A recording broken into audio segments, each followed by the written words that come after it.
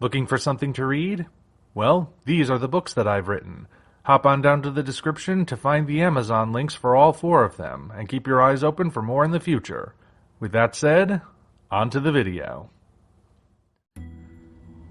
Hello ladies and gentlemen, I am the Omni viewer, and this video is my first official Patreon request. That's right, in case you missed it, there is a request tier on my Patreon page now, so look into that if you really want me to discuss a particular subject on the channel. Enough about that though. My first request came from Sam Allred, who asked me to review the short story that he himself wrote, entitled A Meal Fit for a King, which is published digitally on Amazon. This tale is set way back in the Cretaceous era, where a Tyrannosaurus Rex in Hell Creek wakes up and seeks out a hearty breakfast. Even for an apex predator, though, finding a decent meal is not easy, so he prowls the landscape, growing hungrier and more frustrated at every turn. That's the long and the short of it in terms of plot. The story is a brief description of a predatory dinosaur's morning routine as he looks for something to eat. It's very straightforward, but don't take that as a sign that it's bad. Quite the opposite, in fact. The whole point of the story is to put the reader in the proverbial shoes of a T-Rex, showing us his perspective during an average morning, and it does an excellent job at that. The T-Rex is shown to be a creature with a certain degree of intelligence, though he is not anthropomorphized. Make no mistake, this is a story about an animal, so the Rex is not dwelling on abstract concepts like philosophy or the moral consequences of his actions. His thought process is best described as basic, and I do not mean that as a critique of the writing, since it was clearly the intention. The T-Rex is hungry and wants something to eat, but he wants something that won't give him too much trouble. Early on, he rejects attacking an ankylosaurus because he knows it could easily injure him even if it loses. He then hopes to bag an edmontosaurus with a limp and gets frustrated when a Deinosuchus makes the kill first.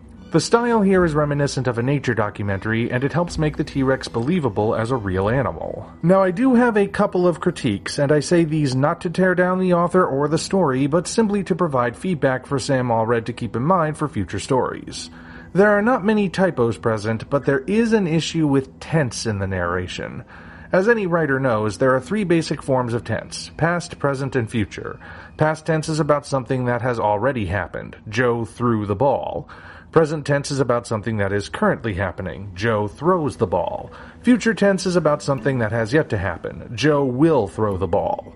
While they can be mixed and matched depending on the context, the rule of thumb is to stick to one for a story's narration. Throughout A Meal Fit for a King, the narration regularly switches between past and present tense, sometimes in the same sentence. It's not an unheard of issue in this medium, mind you. Even the greatest writers can make this slip up. For future works, though, I would advise committing to one tense. Secondly, there is a tendency to repeat words, sometimes in rapid succession. At the very beginning, for example, the word powerful is used to describe different attributes of the T-Rex 3 times in a row. It's accurate, sure, but it's also repetitive. Fortunately, most writing programs these days have a thesaurus feature built into them, so I would also advise using this in the future to help add variety to the text. Again, I mean for these critiques to be constructive, but I also want to emphasize that these particular hiccups do not make this a bad story. A Meal Fit for a King might have a few hiccups, but Allred's author voice shines through all the same, which means the story is still well told. In fact, there are even some clever turns of phrase in here that I would love to see Allred lean into for future stories. My personal favorite comes near the end, as the narration builds up the tension to a prehistoric battle, and the event itself is called, quote, "the moment when all Hell Creek breaks loose," unquote.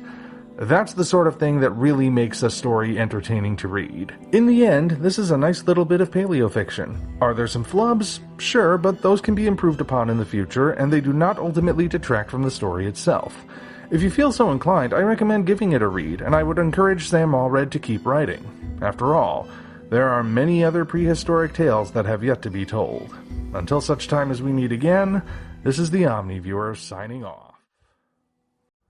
Thank you all for watching. If you want to see us keep doing what we're doing, you might consider doing all the usual YouTube things, as well as hopping down to the description to find links to DeviantArt, Patreon, Twitter, and links for the different books in the Tales from the Omni Vault universe. Your support is naturally appreciated. Thank you for watching, and we'll see you next time.